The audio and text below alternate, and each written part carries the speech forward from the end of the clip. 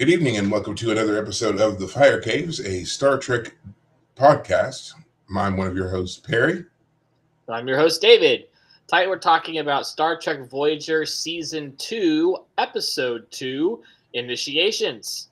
Before we continue, you can find us on Facebook, Spotify, Apple Podcasts, and YouTube as The Fire Caves, a Star Trek podcast. That is correct. And as I say every single week, you should find us and follow us because we're great.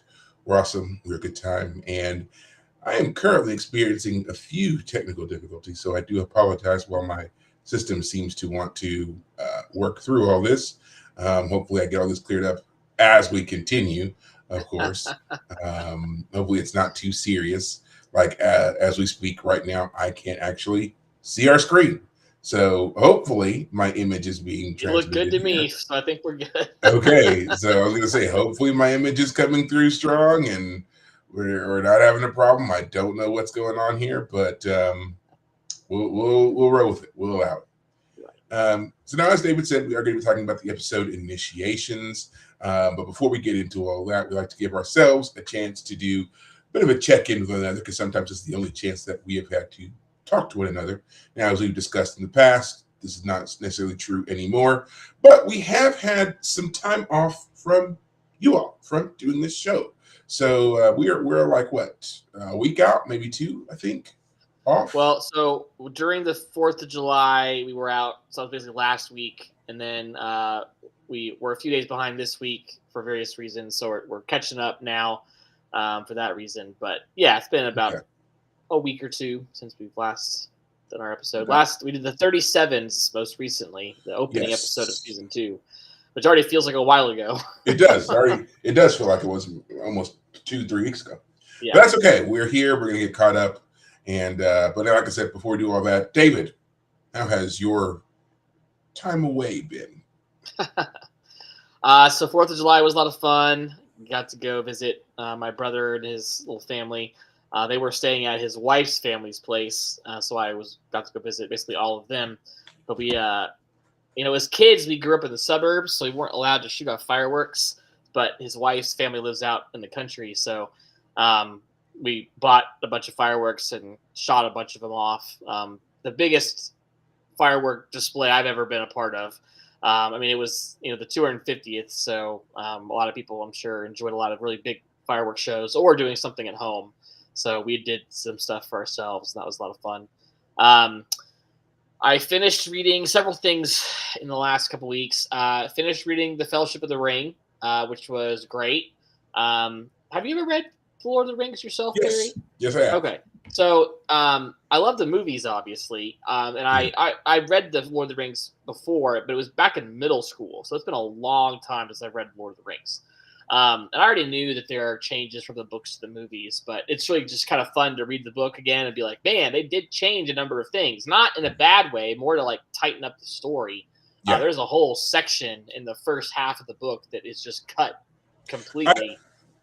I will say, from what I remember, it's been several years since I've read the entire trilogy, not to mention The Hobbit and The Silmarillion and all those things. But what I do remember of The Lord of the Rings and the first one, The Fellowship, and so forth.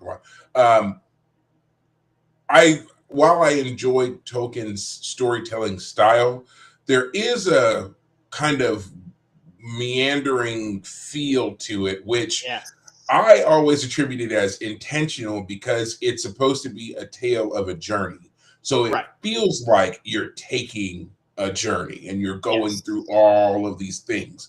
But I can see how, and we did see how with the movies and everything else, that type of storytelling does not translate well to the big screen. I mean, the movies are already long enough. And imagine them trying to follow that kind of rhythm and beat and put that on to the screen. I mean, we probably still be releasing movies now. It's long. It's very long. But I mean, this was, I read them before.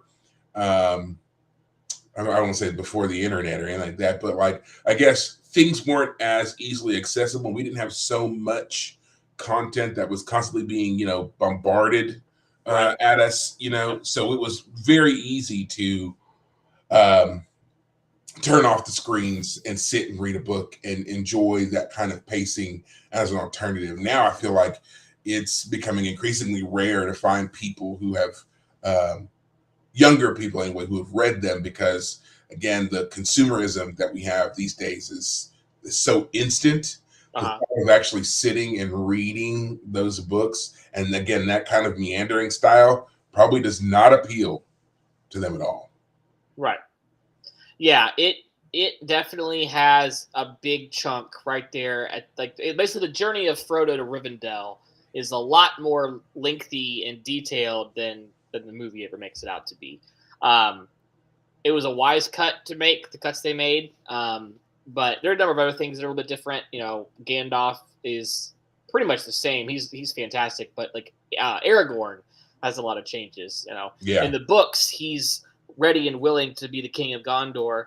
Like he's prepared for that role. But in the movies, they make him a reluctant, heir to the crown. The sword has not yet been reforged and such. So. The movie made good changes in order to make the plot fit and work and just be a little more interesting. But it was fun reading the first one. I'll get back to reading The Two Towers here in a bit. But in the meantime, I also finished The Odyssey as of a couple days ago. And I'm looking forward to the movie. But the book, the classic Odyssey, I'm just going to say it. I don't really care for it. Now that I finished it, I've read it. You know, it's like trying to appreciate Shakespeare, but reading it in German. You know, we're reading in English a Greek story, so being able to appreciate the Odyssey and the Iliad and not the original language is a little bit harder. It doesn't have the poetic flow of the beats, and it doesn't have the rhyming. It's just the plot, basically. The version I read, the Fagles version. And, Odysseus is not exactly the type of hero that I have much respect for, frankly. You know, like the Odyssey opens in terms of, it jumps around in terms of the plotting. But basically what happens is Odysseus and his men leave Troy. They've sacked Troy. And what's the first thing they do before they go home is they find another city to sack. They just kill all the men, capture all the women and children, and capture all the gold.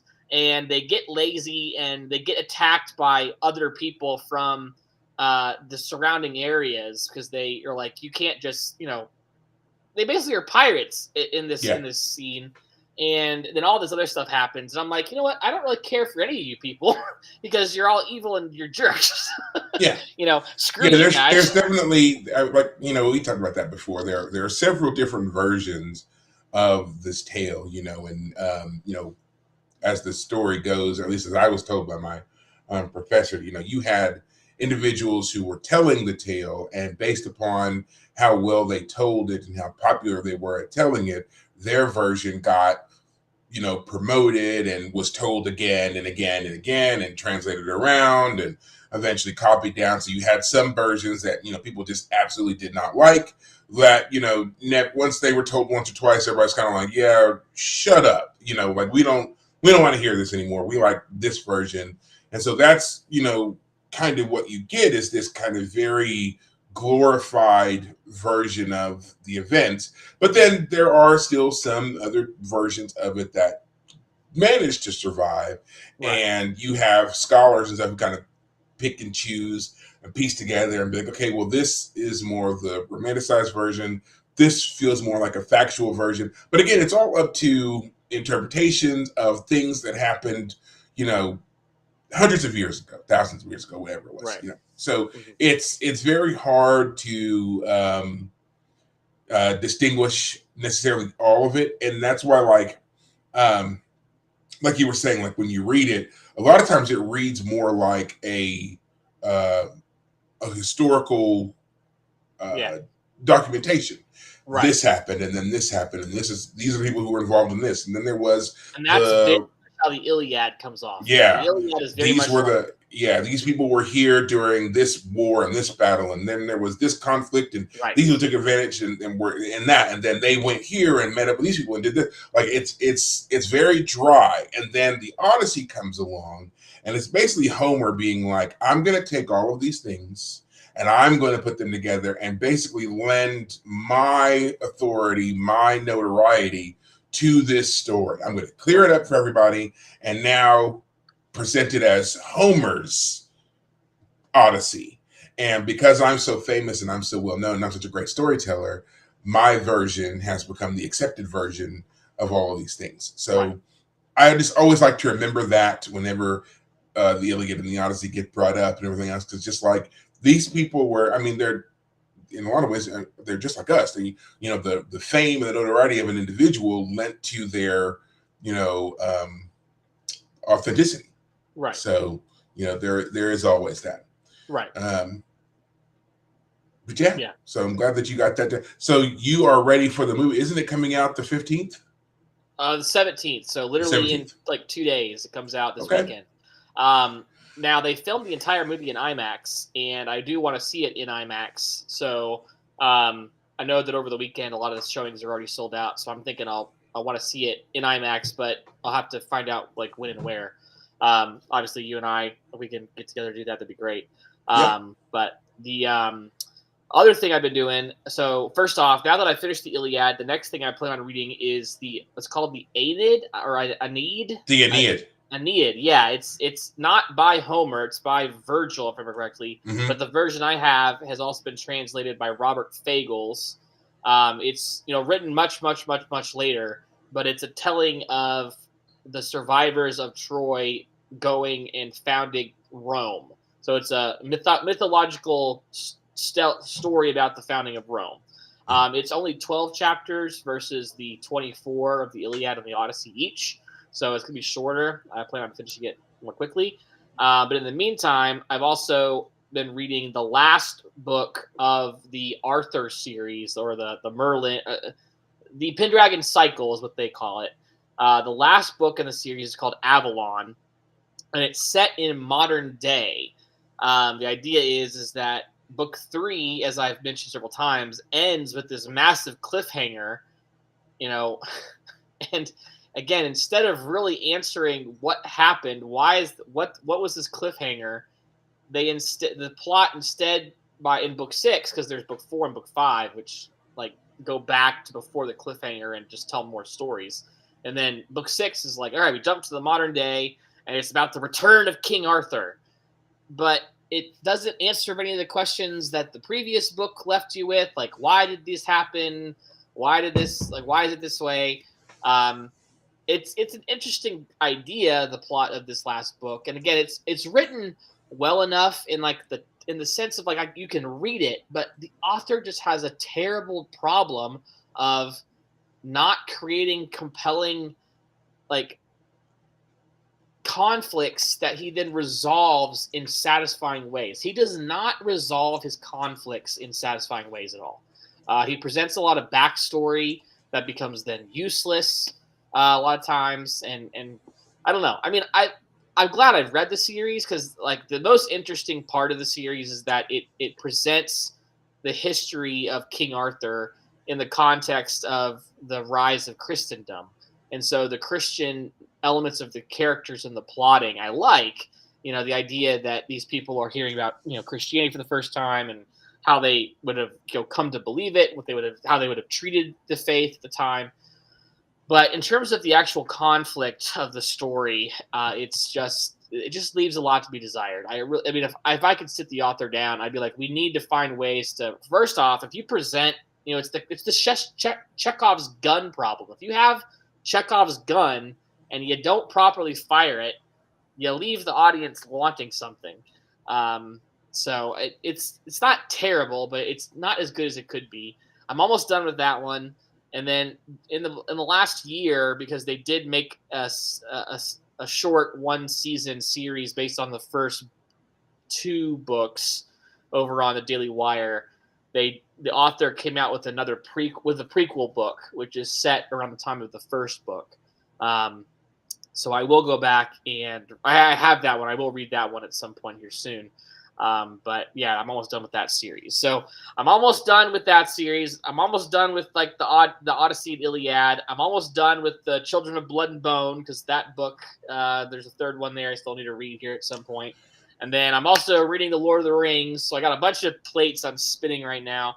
but pretty soon they're all have finished all of them and move on to something else. So, yeah, I've had a lot. But what's up with you? I talked to quite a bit.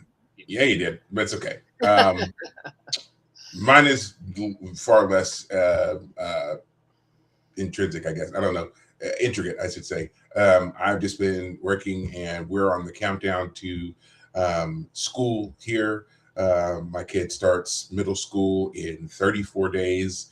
And so we are trying our best to get ahead and be geared up for that. Obviously, still doing the workouts. And then part of the reason that we were also so off in our timeline of doing episodes and everything else is because I started incorporating a day of fasting into my fitness regimen.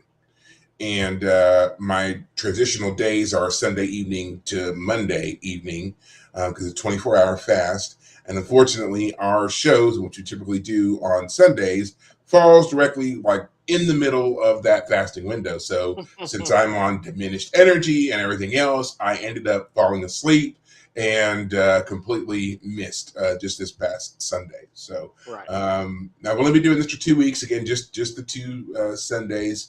I'm planning on working my way up to being able to do a full week of fasting. And then my plan is to do it where at least 1 week of every month is just water fasting the whole time. I don't know, like it was a challenge that was, given to me. I really enjoyed it the first time that I did it, which was, last week.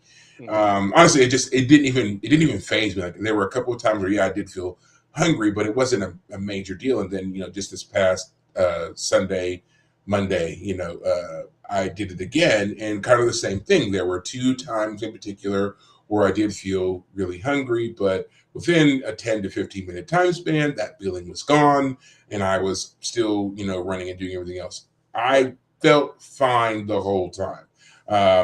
I will say, like, again, when it's time to sleep, I'm out. I'm definitely knocked out. That's for sure.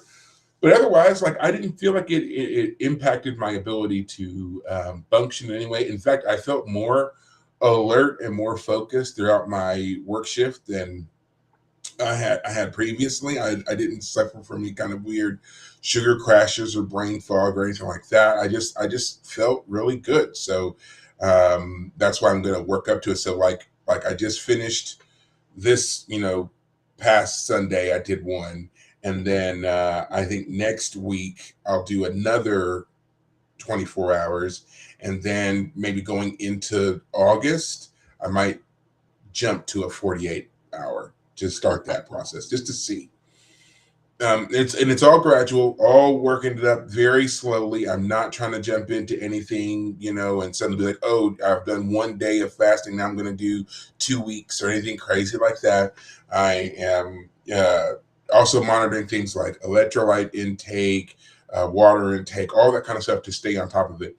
If anyone is interested in fasting and interested in trying out fasting, please, please, please, before you begin, do your research. Look into the different ways you can do a fast. Never do a fast cold turkey. Always make sure that you have, necessary information and support, and have what you need on hand. And if at any time during a fast, if you begin to feel nauseous, dizzy, lightheaded, weak, anything like that impairs your function, please stop the fast immediately.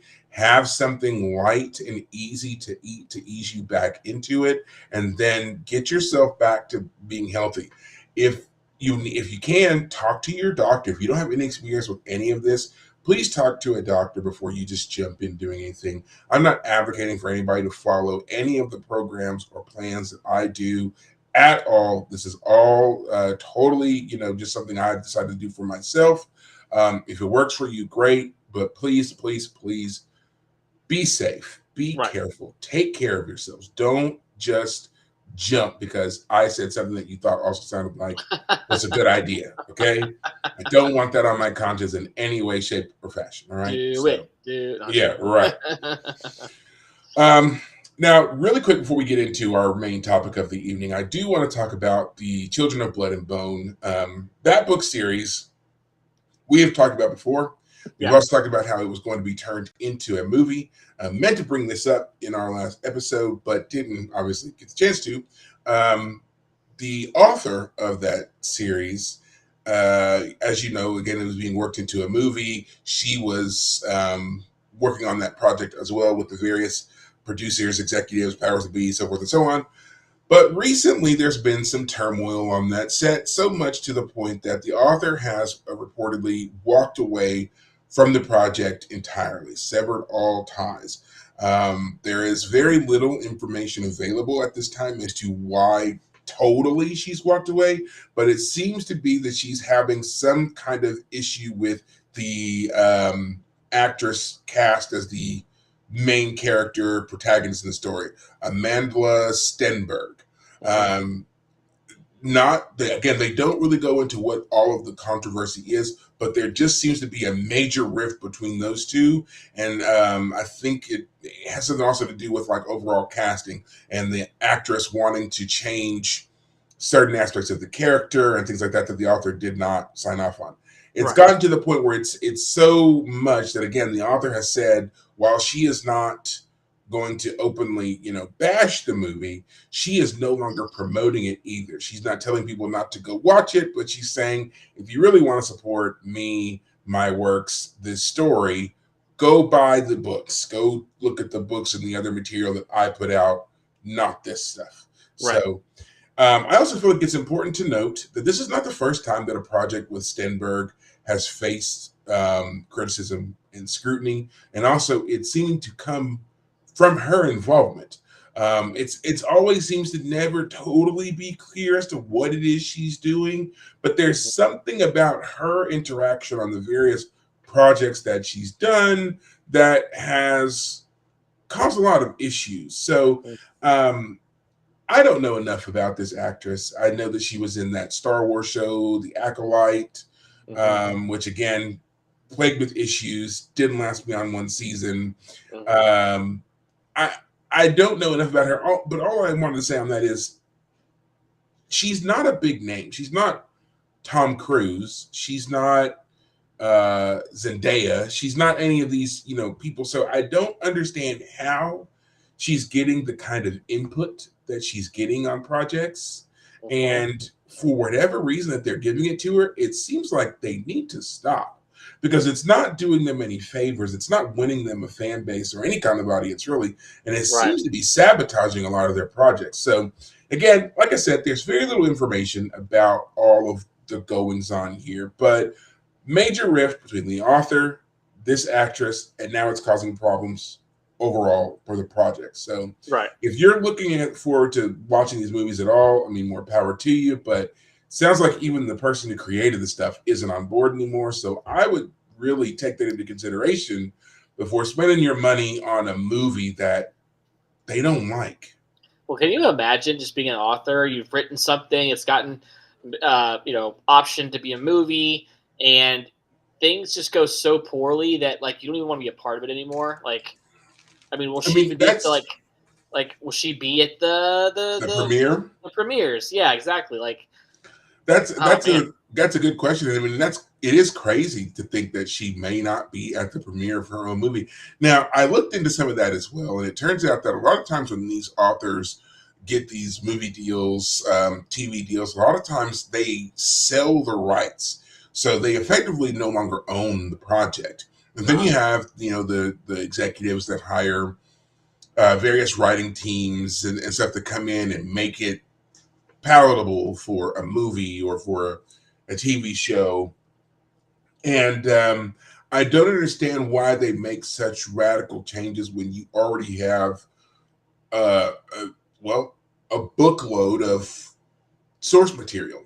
And if anything, if we can look back at a lot of different shows that have started from books and then translated into television shows or whatever, a lot of them don't do well when they severely deviate from what was in the source material. I'm looking at you, Halo. Halo added so much nonsense that was not in any of the lore that I mean, the show just it was almost DOA, yeah. It barely made it through its season 2 run, and it's like that game, and the game came with a lot of source material from the game itself, not to mention the books, the magazines, the graphic novels, comics, whatever you want to call them, that were all available to them to read and research and use for the show. 25 years worth of material, and they just said, nah, not gonna. Yeah. So it's just bizarre. It seems to also be a problem for Paramount whenever they're doing anything that you could look at as some kind of legacy material. Halo is one. Star Trek is another one. The new show Academy suffering very much the same fate. Just any of these things that already have a lot of source material. What was the one on Amazon with the Lord of the Rings stuff? Rings of Power. Rings of Power. Yeah, it's another one that deviated sharply from Tolkien's works. Just whenever that happens, Game of Thrones just popped in my head. Another one deviates. Now Game of Thrones has its own other issues, but again, whenever they severely deviate from what the author has already written and created, there always seems to be way more problems than it ever seems to be worth. I don't know what it will take for these people to finally just wise up and realize that what you want to do is just stick to that material. Now, when you've objectively done it all and you've run out and you're trying to create something new, maybe I could see, you got to take a leap here. But at the same time, when you go to do that, maybe don't crap all over the stuff that came before. Find a different way to incorporate and honor some of that stuff, and then you can be a bit more successful. Again, looking at you, Star Trek Academy. So, yeah. And last but not least, really quick before we go into what we're really here about, July 23rd, the 4th season of Star Trek Strange New Worlds premieres. Finally, after all this time, it will be out and available. It's being billed as quite the wild ride. Now, I do understand that there's also a push to have the season done and gear up for some stuff to be announced in September to celebrate the 60th anniversary of Star Trek.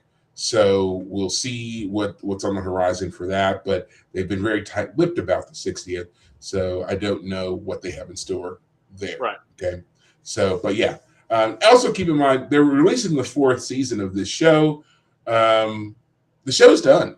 Like, the actors, they've gone home. The set's already been torn down, packed up, all of it. And there's still a 5th season they were supposed to get of the show. So they're really slow walking us here with these releases. And I'm ready for them to stop that. So, yeah. But alas, we're not here to talk about all of that. We are here to talk about initiations with Voyager. You want me to do the recap, or do you want to do it?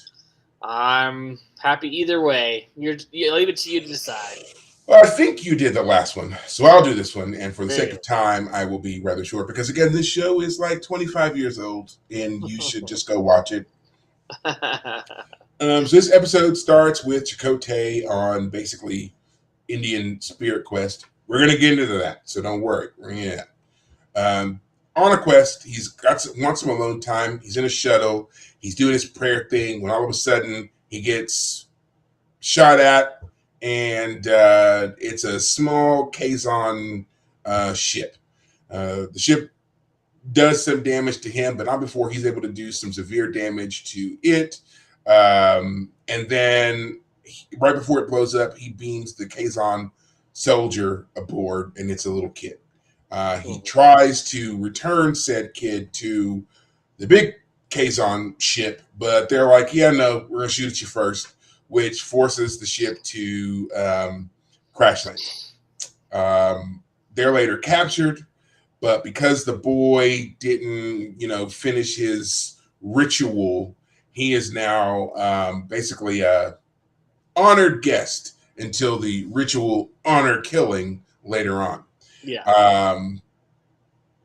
Whatever. Okay. Basically, the way that the way this all plays out is Chakotay eventually realizes or tries to convince this kid that, hey, your best bet is to work with me, not against me. The kid is trying to also educate Chakotay on how things work in the Kazon sects. This is the Kazon Ogla. You have to earn your name. You earn your name in battle or in death. So either you're successful in your battle conflict and they give you your name, or you die in the attempt and you get your name posthumously.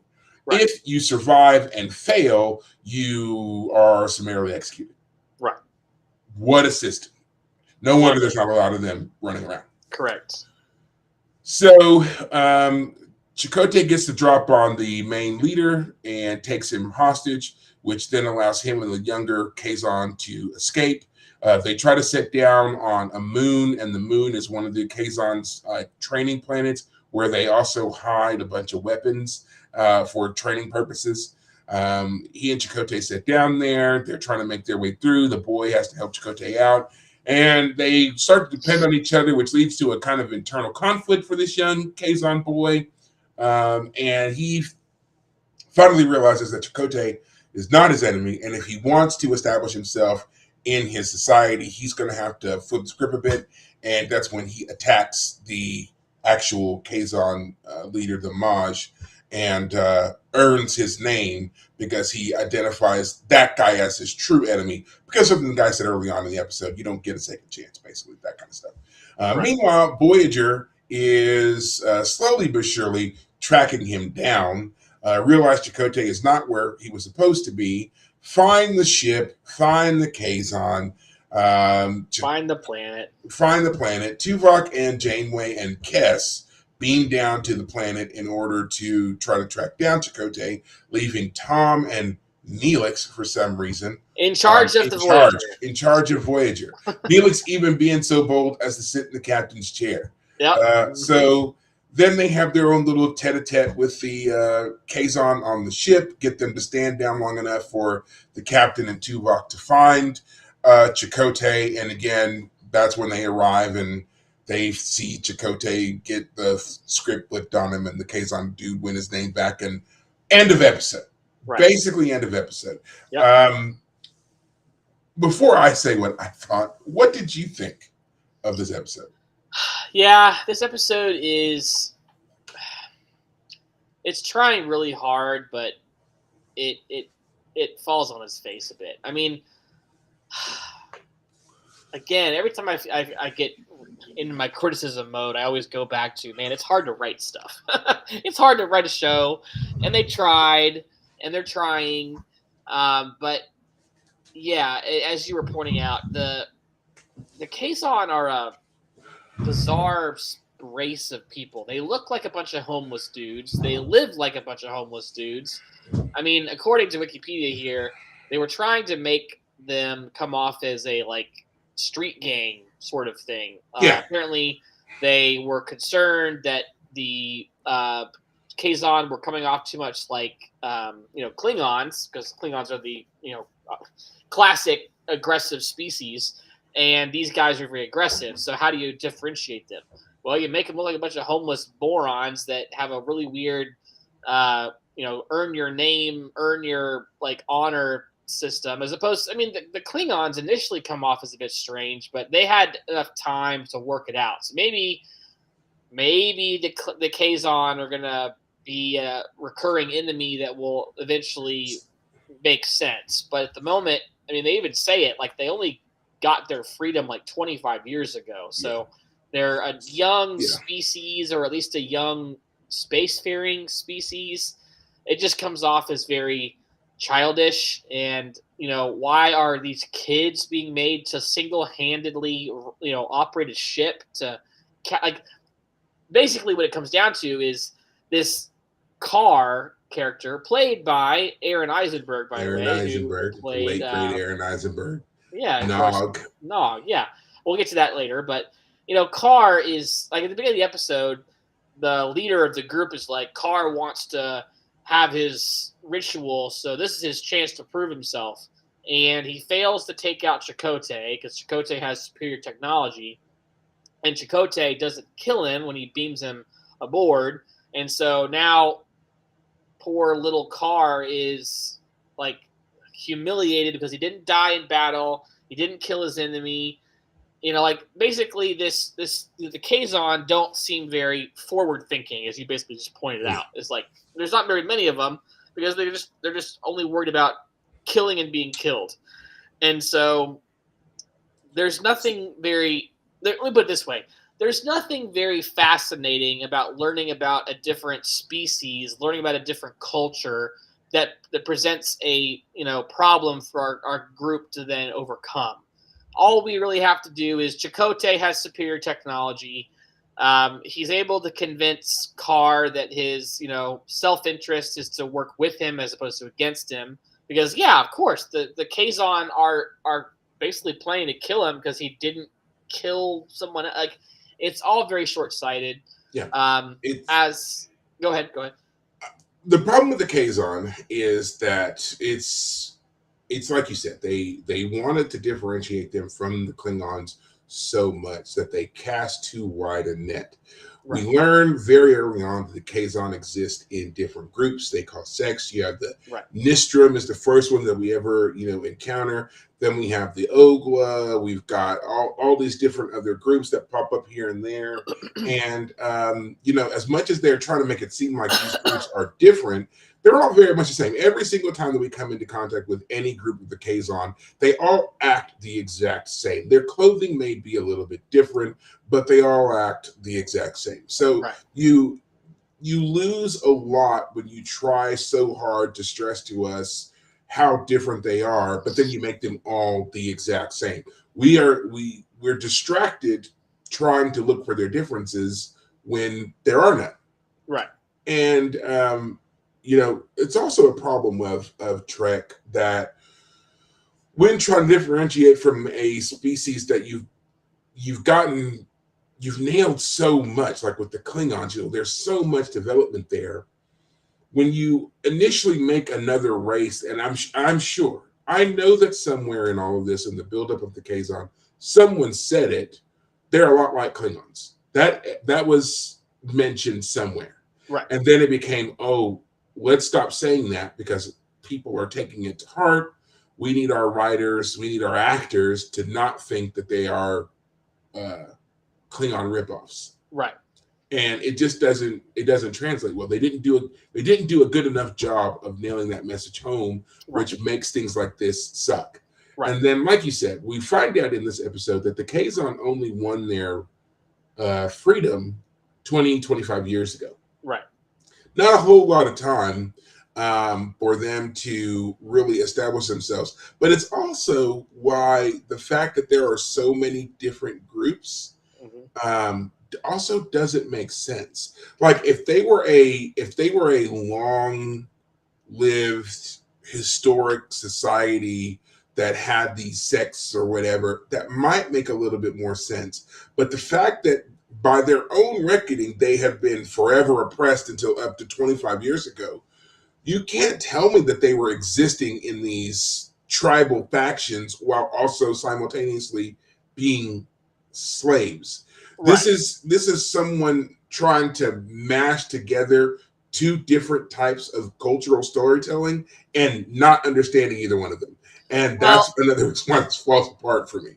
I will say that I think the idea that they have fractured into these multiple factions actually does make sense. I mean, as Carr, Aaron Eisenberg's character says, is like there's the number of factions changes day by day. They split up, they group together, they all this. Basically, it's a problem of a power struggle. I can understand a group that's been historically oppressed then gets their freedom, and now they're having to struggle with how do they move forward, and everyone has their own ideas, and no one wants to, basically if you've been oppressed by someone, you don't ever want to be oppressed again, and so instead of organizing into a hierarchy that you might be oppressed by, everyone goes their own way, but that causes conflict in its own right.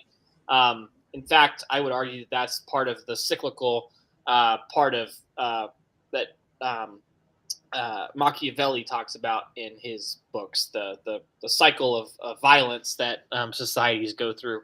Anyway, my point though is that, or the thing I've been thinking about is that what they should be doing to make these characters more interesting and also more sympathetic is go back to what they were doing in the last season, where they were trying to get hold of technology that the Federation has. They talk about how the Federation technology is better than their own, but they're not, at least in this episode, they don't make any sort of effort to like obtain anything from Chakotay, or like, we'll give you back to your people, but he shows up. Right, he shows up with a shuttlecraft full of technology, right, and they don't seem interested in it at all. Like, right. you don't hear anything about. We assigned these two people, our best engineers that we've got, to try to figure it out. Right, keep talking. No one ever says anything like that.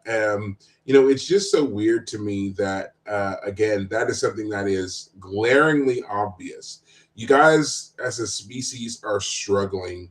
You need all of this, help, but you're also too proud to ask for it. When all of a sudden this alien stranger shows up practically gift wrapped in your backyard with a ship full of accessible tools and technology and information, and you just leave it wherever it is, they're able to, even when Voyager shows up eventually, they say that they get Chakotay back, they're able to recover the shuttle. I mean, no one thought maybe we're gonna at least scan the vessel.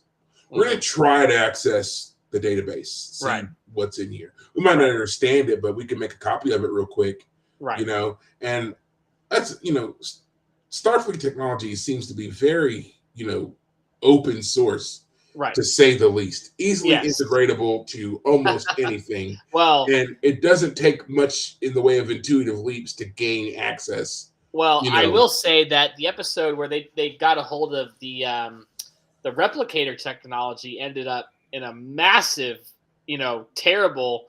Like, those guys were like fused to the ship afterward, right? In that episode where what's her face? With Seska. Seska. I think, as I'm thinking about it, what I think they should have been doing, more than trying to like make like street gangs, like, don't try and replicate something in real life and then make the mistake of like focusing too hard on that. What I would have done is make these Kazon guys, keep the factions, but like all the factions are trying to chase down the Voyager. Like, they've realized how powerful it is. They've already attempted to get hold of some of the technology anyway. Make them, like, their whole goal now is to chase down Voyager, and this group has got a hold of Chakotay and make something of it. That's what I would have tried to do. So that was actually the original plan for the Kazon, that they were going to be the recurring big bad enemy. Seska was supposed to lend a little bit more lethality to their groups, because once she goes and joins into their faction, she brings in that Alpha Quadrant knowledge and know-how, and it's like, I can only take you guys so far. We really need to get our hands on Voyager, and then we can do big things. But they don't really give a whole lot of information as to why the Kazon storyline was scrapped. They kind of make it like an in-universe thing of basically Voyager just moves beyond Kazon space and moves into areas where there is there's far more advanced individuals that keep the Kazon where they are. Sure. So it's like Voyager can handle those other areas of space because it is a more advanced ship, but the Kazon, they don't have the capability to follow them past a certain range, which would have made the first two seasons all the more harrowing if they were, browbeating Voyager almost every episode, dogging their footfalls and stuff, hiding behind asteroids and whatever else, because they were trying to stop Voyager from making it further and further away from their from their area of influence, their space, And it would be great, sort of, also, like, the crew could be like, hey, we don't have time to go help out this planet and go research this scientific anomaly because we're being harassed by these enemies that we made. We need to get going. Maybe that'll actually happen throughout the show. Maybe, like, I mean, again, I know that the Borg are going to show up on some capacity, so I don't know. Maybe at some point it's going to turn into the Voyager has to be on the run more often because they actually realize they don't have time to explore whatever catches their fancy. But I wish they did more of that here. Now, like Aaron Eisenberg is fine as Carr for the most part. He doesn't have the teeth that he has when he's Nog, so he doesn't quite look right. But his voice is unmistakable. Yeah, he's unmistakable. Aaron Eisenberg, and I mean, he has there's a certain voice. There's the way in which he presents when he acts. He's very recognizable. Yes, he is. Obviously, it's Aaron. It should be noted they did not just give him this role. He had to audition just like everybody else, and he was asked to audition after they'd already auditioned several other people for this role and felt like they just weren't hitting it. Right. And so when the time came, he was 13 years old. So. Yeah. And so when the time came after, they don't really say how many, but it says exhaustive auditions. They were finally like, let's just have Aaron try it. We'll just see, and apparently he nailed it. And so they're like, well, you're kind of up against, a rock and a hard place here. We don't necessarily want to recycle every actor that we have, but we're also on a deadline and we need this done and we need it done well. And we know that he'll do it. So, there you go. And once again, he delivers a great performance here. When the whole scene, where, he's failed the mission, and what's his name? Ka Jardane comes through and is like, you failed. You'll be my honored guest at dinner tonight. You'll sit at my right hand, and goes to that. I believed him when, he was like, this is worse than death. Like what's happened to me here is worse than death. And, we don't understand the cultural context yet because it hasn't been given to us yet, but you kind of do feel like, something terrible has befallen him. And, you get a little sympathy for the young Kazon. You don't know much about the Kazon, but, you don't want to necessarily think that, worse than death on a 14-year-old, Right.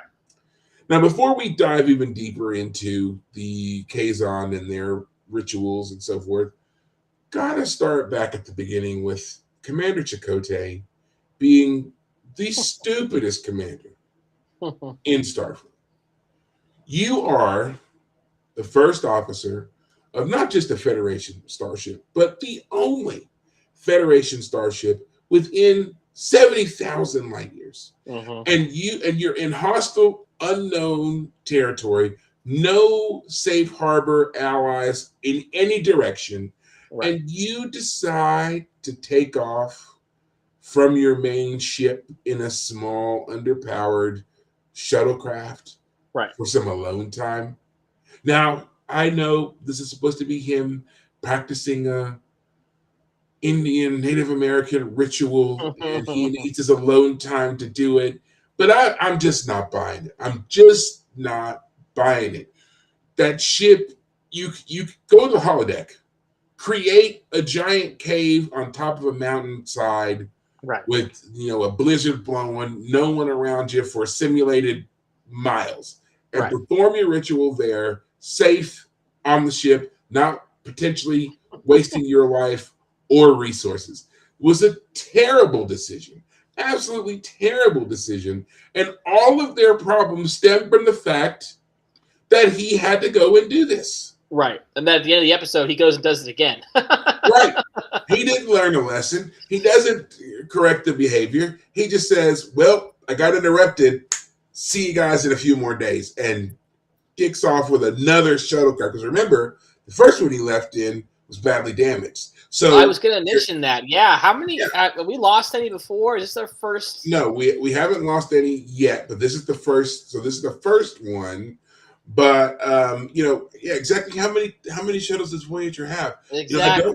I don't think I know. I know they've got two different types of shuttles, and the type that we saw him in here is Type 1. There is a Type 2 shuttlecraft, which is a bit more of a sleeker, faster looking shuttle that we'll see later in a few episodes. But yeah, I don't know how many shuttles Voyager has or other support craft or whatever, but not many. Mm-hmm. And they don't have the ability to just replace them. There's not a space station somewhere where they can offload their junk and get a couple of new ones. And that's just what he does. He's like, yeah, well, this one's going to need repairs. That's those people's problems. I'm a senior officer. I got to worry about that. I'm going to take our other only functioning working shuttle and go finish what I was doing here. All right.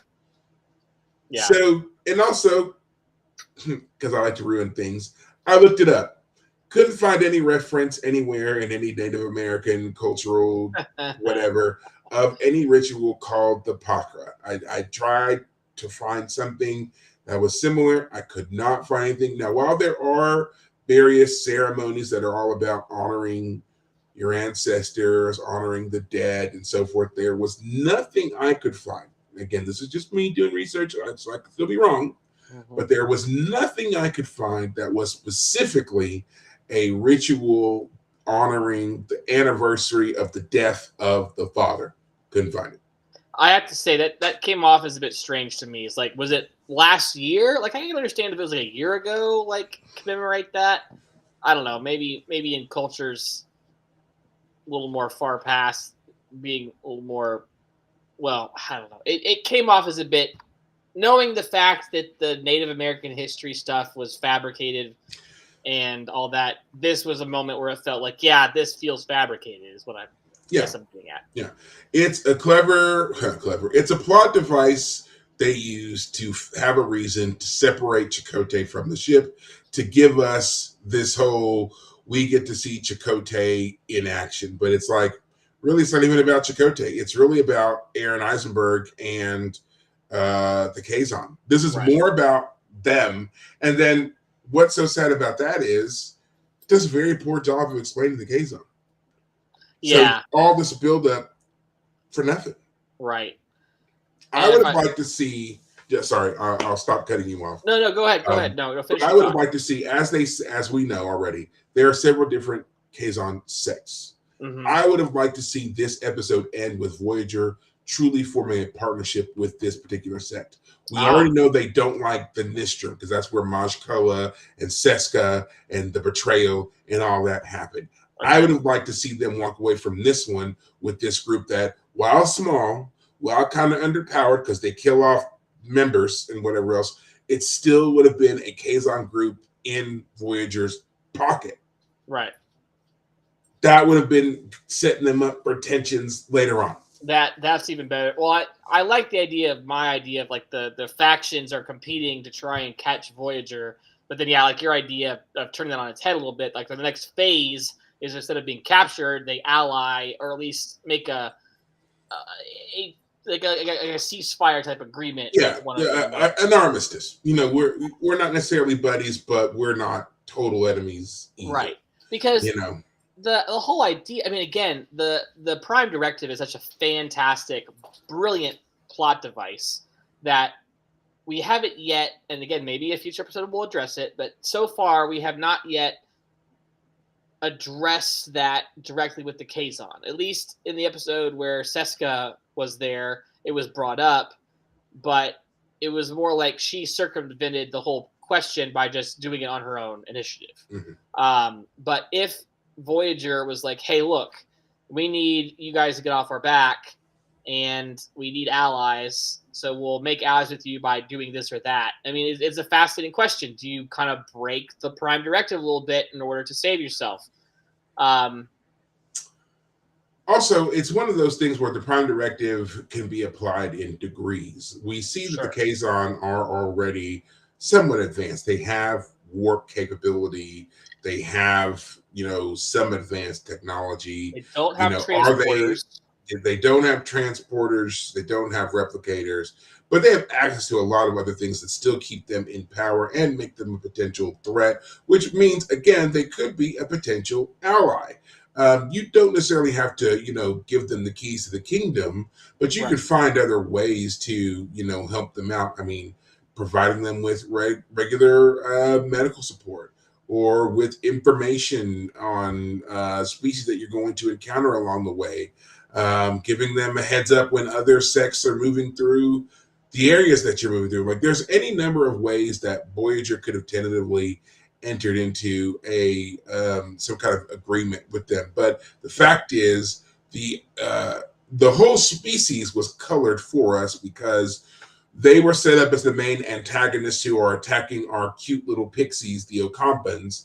And the first Kazon that we see is very, nasty and sexist and denigrating to our female captain, and we're just not going to stand for that.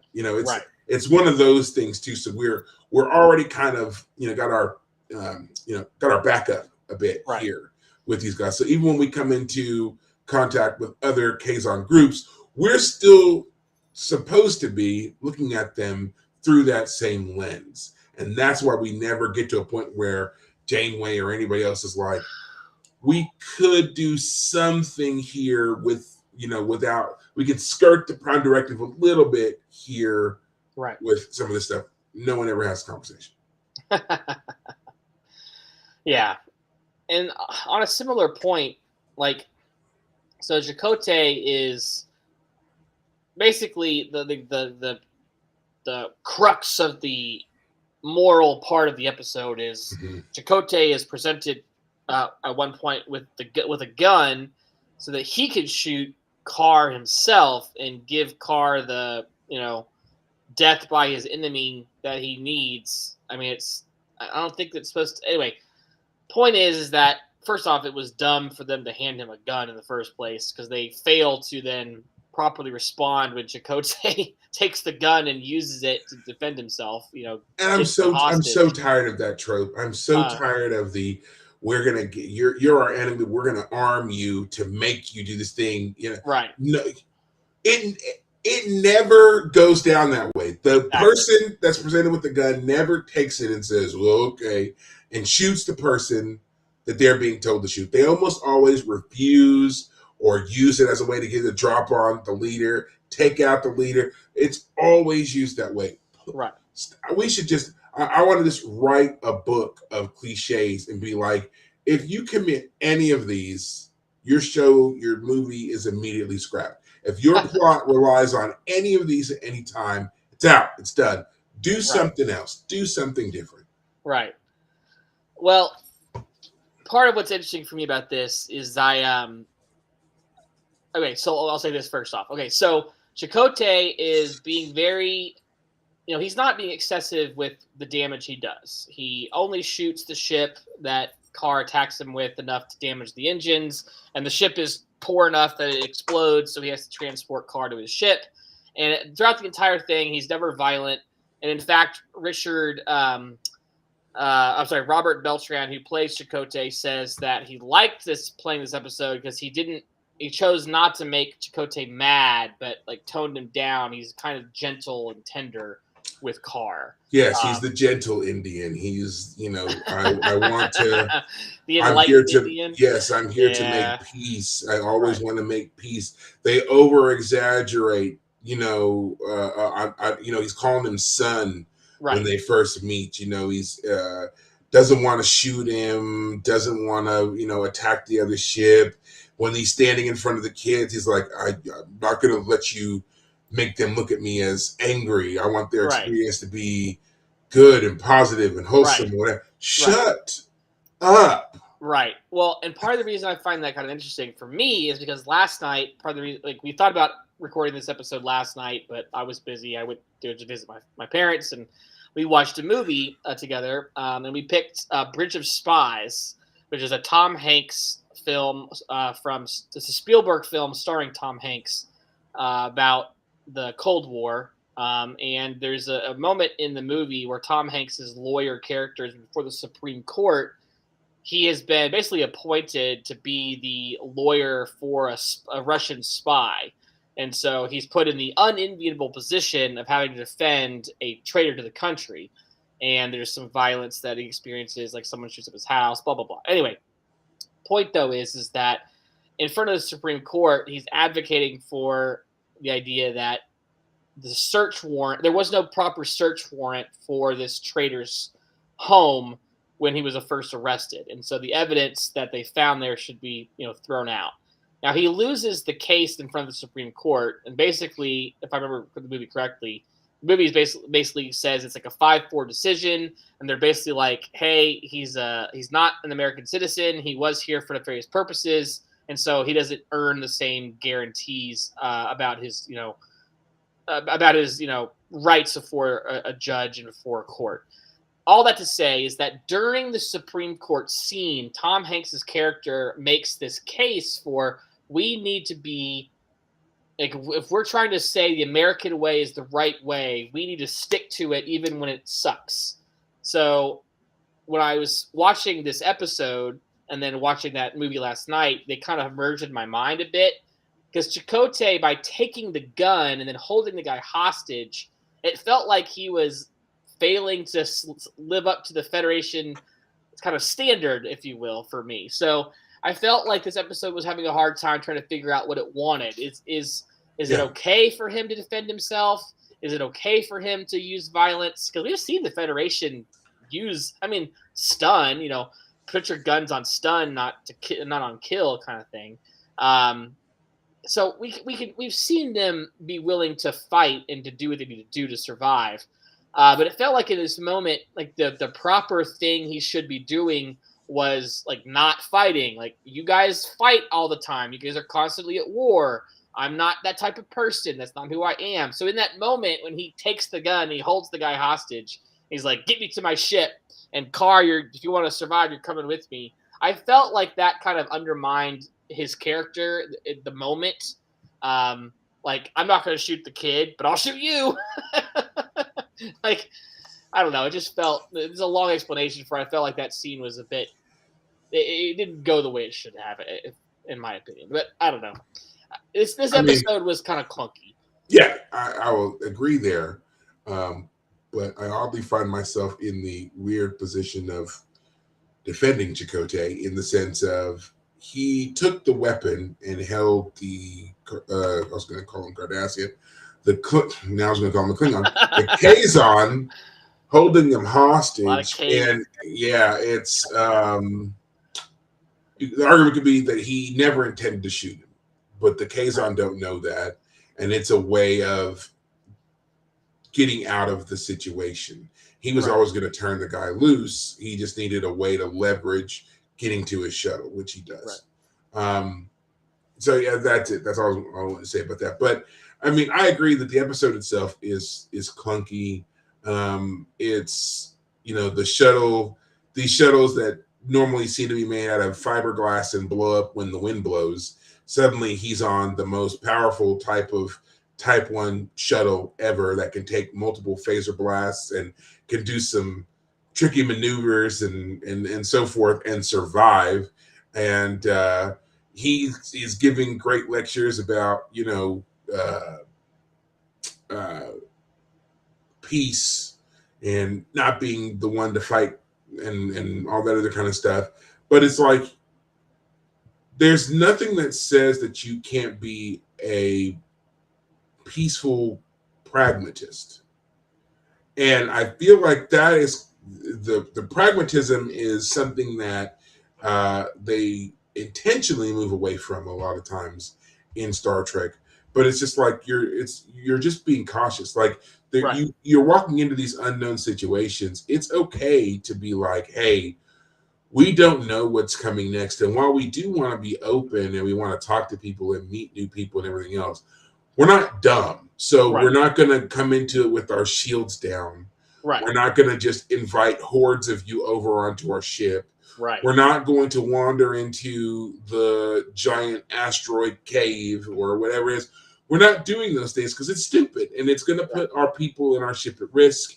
And there's something to be said about just, we're gonna feel the situation out first before we jump whole hog into it one way or another. And that's one thing that I always wish they did a little bit more of in all the Treks. All of them suffer from this. All of them suffer from this arrogance of, we are so great and wonderful that no one would dare want to hurt us. Not because we're mean, but because we're just so awesome. Like, guys, we're so cool. Why would you want to come on here and try to steal our ship? Duh, because your ship is cool. And apparently you have software written so a toddler could use it. So there's no reason for me to not want to take your stuff. Right. You know? And then of course they back it up by having security officers like Tuvok, who whenever he's involved, he's got multiple levels of security and encryption and whatever else, like in the episode where B'Elanna and Seska downloaded the database to give to the Sakarans for their trajector technology, and then they tried to beam down or whatever, but they were locked out. And Tuvok shut up and he was like, yeah, I was already monitoring that, and I saw that the thing had been copied, and when I saw the transport, I blocked it. So it's like, you clearly have the ability to monitor and lock down your systems and do these things, but you don't until you need to. Right. You know, it's the secondary policy to do so, not the primary policy to start with that. Which is just dumb. It's like, why do you all have secret security access codes, but nothing is locked down? Like, what's the point? So overall, though, like you said, I think this is a clumsy episode. I think it was an attempt to show us a different side of Chakotay, or maybe just to remind us of his other side. Because really, after this point, I haven't really seen Chakotay do a whole lot, you know? He's been kind of annoying here and there. Like, we talked about the learning curve episode where he punches the guy in the face in the mess hall. But other than that, I mean, he just really hasn't done much. So this was a chance for us to see him do something a little bit different. Unfortunately, he was, in my opinion, overshadowed by Aaron Eisenberg, who delivered a surprisingly good performance and had a way of humanizing these Kazon that I don't know if they intended it to be that way, but again, because Chakotay really didn't give him much to go against, right? He overshadowed him. Yeah, I was looking. I think Aaron Eisenberg was like 26 when he was playing this role by now. So to be clear, this is in between seasons 3 and 4 of Deep Space Nine. This episode came out on September 5th, I believe, of 1995, 4th, 1995. And Deep Space Nine's 4th season started on the 30th of September of that same year. So, so this is by this point, by the way, on Deep Space Nine, he's already wanted to join Starfleet. He's presented Sisko with his bribe to join and everything. So the idea that so the actor is 26, the character is supposed to be 13. I mean, because he is a shorter individual, he's able to play that off pretty well. Between being short and having makeup to disguise his more adult features. Right. Yes. His teeth not being the jaggedy mouth of a Ferengi is definitely like almost startling in that it's not so messed up. But his voice, like you said earlier, is so. I mean, like, I'll put it this way: I'm sad that I accidentally figured out, or I accidentally read what was going to happen. We did our last episode. I wish I had discovered Aaron Eisenberg for myself, because I would have immediately stopped and been like, "Wait, who is that?" And looked it up. I don't know if I'd have figured it out by myself, but I'm sad that I got it spoiled for me. But anyway, I don't feel like he did a bad job. I would say that the character, like Nog, because Nog at times comes off as, it's certainly in earlier seasons, there's a belligerency to his character, and this character is belligerent as well. So yes, they are different characters, but unfortunately, they didn't give him a truly unique character. It was not a 100% different character. This is not just a young man, living his life and comes across a weird situation where he joins up with the Federation. He is still a alien young person who is in conflict with a Federation character. And so I would say there is some similarity. But as we've seen, I mean, Aaron Eisenberg certainly kills it in season 7 with the whole, Paper Moon stuff, right? Whatever that episode is called. That's so it. we know It's only a paper moon. Yeah, we know the boy's got range. Yeah. And he is still talked about. That character Nog is still talked about as one of the greatest secondary character arcs ever portrayed on screen. He literally went from an occasional recurring background character to this mature officer that everyone could see aspects of themselves in. Right. That's amazing. It was just frankly unheard of. And I don't think I've seen a show that's done anything like that since. Yeah. He has the best character arc of any character on the show. Even Cisco's character arc, which is good, is not as as life changing as dramatic as Nog's is. So, I don't begrudge Aaron his role in this episode. I just wish they. I mean, I'll put it this way: these Kazon with their weird hairdos, with they have weird things in them. I mean, they look like a bunch of hobos running. Like, how are a bunch of hobos running this ship? Is that supposed to be decorations they give themselves? Is it actually a part of their natural physiology? I don't know. They just feel like a group of characters that are again. It's because they're just not explained well.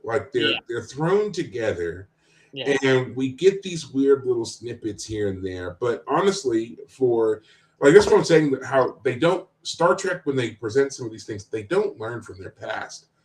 It takes a lot when you're introducing new aliens, especially to that level that you want them to play in a story.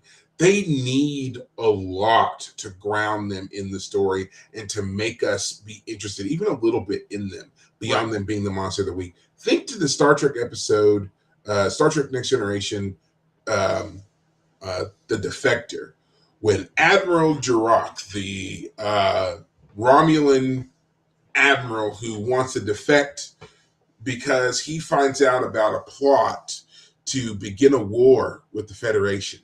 And so he decides to take a ship, come across the border, and tell Starfleet about an impending invasion, because he's trying to, in his words, as we find out through the episode, he's trying to save his family.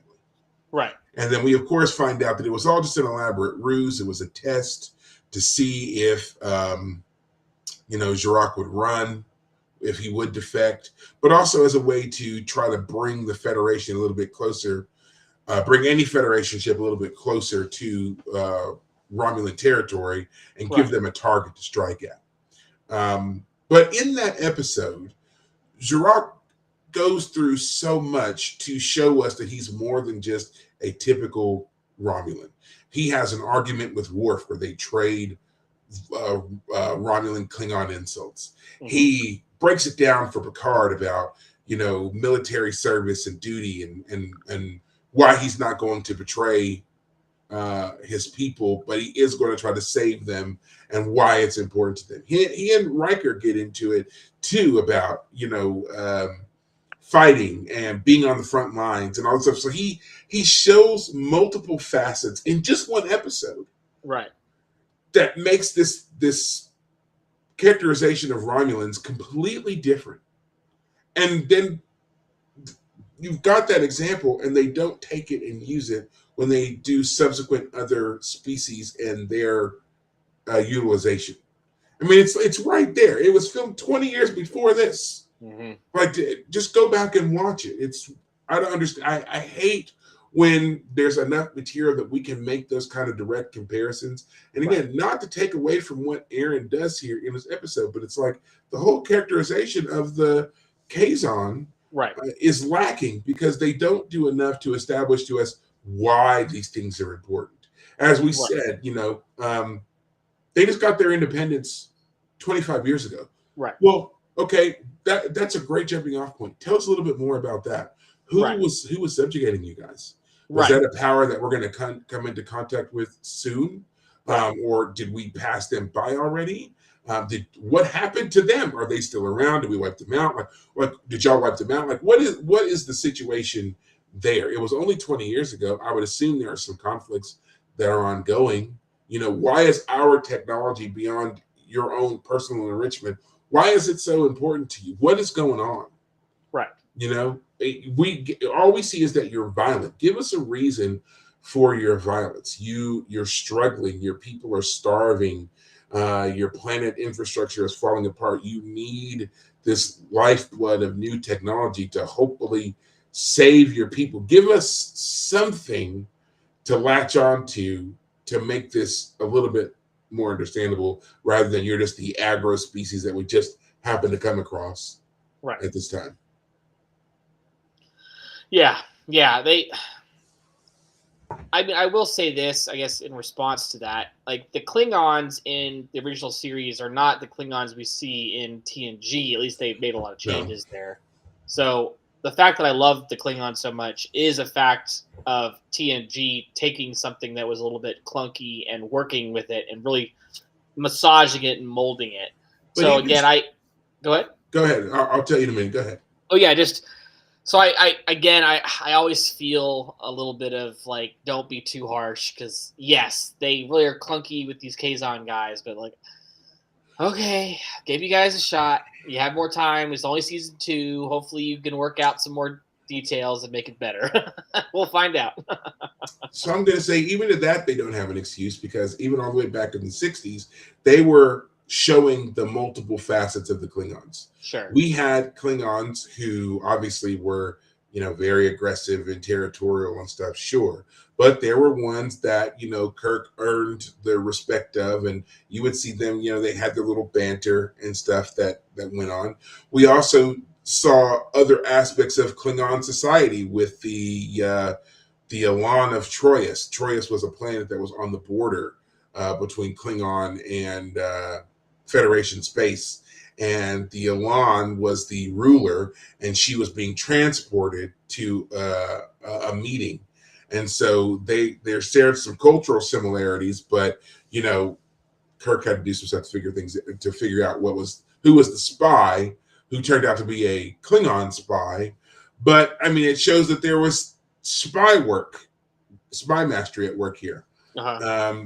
There's the Organian episode in the 60s, where the Organians are these kind of Q-like beings who don't let the Federation and the Klingon officers fight each other, keep interfering in one way or another. And so Kirk and I believe that was Kang in that episode, have to work together, and they're figuring out it's not us, it's these Organian jerk-offs that are messing with us, you know? So they did a lot then in the 60s to show that while the Klingons are, yes, very aggressive, and there's animus here, we're capable of working with them. Right. Humans are capable of working with them. They're capable of working with humanity when it suits them. Right. There is an ability to form a common ground here that we don't see elsewhere. So It just bothers me that, again, that was in the 60s we saw that. Then we have all the stuff that came in the 80s and everything else, and they're just like, nah, we're not gonna use any of those models at all, Sure. I get it. I get wanting to do your own thing, to put your stamp on it, to be new, to be unique, whatever. But there is nothing wrong with utilizing a well put together template and getting your idea out there. And they missed that entirely. But I also feel like that's kind of the problem with Voyager in general, just not wanting to really do a whole lot of research. I mean, how else do you explain Jamake Highwater getting his grips on the show when he'd already been outed as a fraud in the 80s? Yeah. They already knew he was a fraud before the show even began filming as a pilot. And I mean, again, anybody doing a little bit of research would have been like, this guy is... Well, research was harder to do back in the 80s than it is now with Google, but I get your point. I mean, I'm just saying, not that hard. It wasn't that hard. Sure. Yeah. I'm not asking you to be Encyclopedia Brown. Old reference there for you. But, I'm just saying they could have done a little bit more here to make this palatable. Right. It's all good. I mean, yeah, I guess we've said it all now. So. Yeah. I was going to say, I think that's going to be it for us on this particular episode here. Any other last final thoughts at all about this episode? If they're gonna make the Kazon interesting, they're gonna have to work at it. They have time. Chakotay, I mean, I don't mind a character who wants to be gentle or tender, as I guess the word is they use on Wikipedia. But I don't know. I mean, when in a show that is about conflict, I don't want it to always be the pacifist who somehow wins. I want characters to. Let me put it this way: I don't feel like Chakotay in this episode really had to sacrifice hard. He didn't really suffer a lot because of, like as we pointed out, he went on a ritual journey away from Voyager. He lost the shuttlecraft in the process. But did Chakotay himself suffer properly for all the stuff that happened? I don't feel like he did. I think that's part of the problem. Is like he, as a character, didn't. Like, he sleeps at one point when he knows Carr might want to kill him. Which, and he says also, he's not. Yeah, they also tried to play off, he wasn't really asleep. Okay, listen. It's one or the other, bro. Exactly. You're either a total pacifist and just knocked out, or you're a secret warrior who's always on some kind of alert. Like, you can't do both. Exactly. It was a little too much of it's either or. Once again, his Indian spirit. You think I was really asleep? Haha, gotcha. Yeah. So I'll put it this way. I want characters. I want characters to go through hardships and suffer so that they come out as better people, more enlightened, better able to help the next person they come across, kind of thing.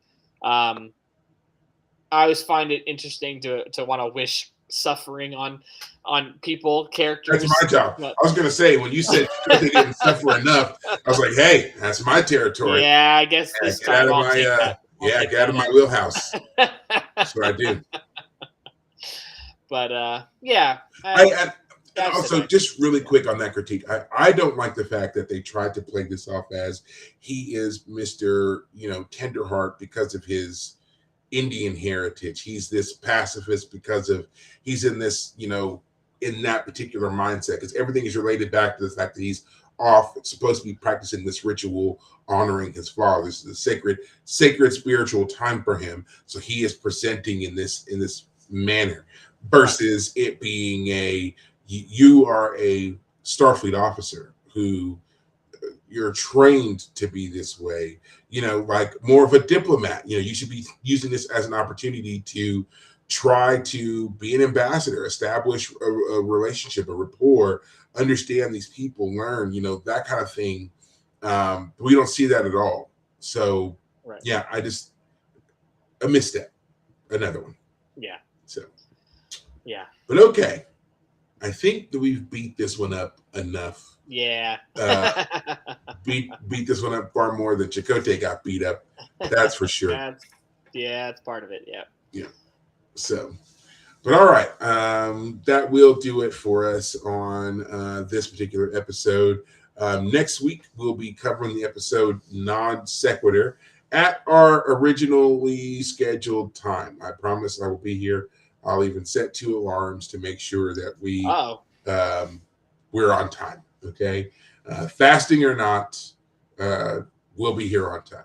Okay, so, and since that'll be next week, that'll be the what? Today is the 14th, so that would be the 19th. So yeah, okay, we should have a movie review for you by then too. I would think so. Then. Yeah. Well, all right, guys. Until next week, take care of yourselves. All right, later, guys.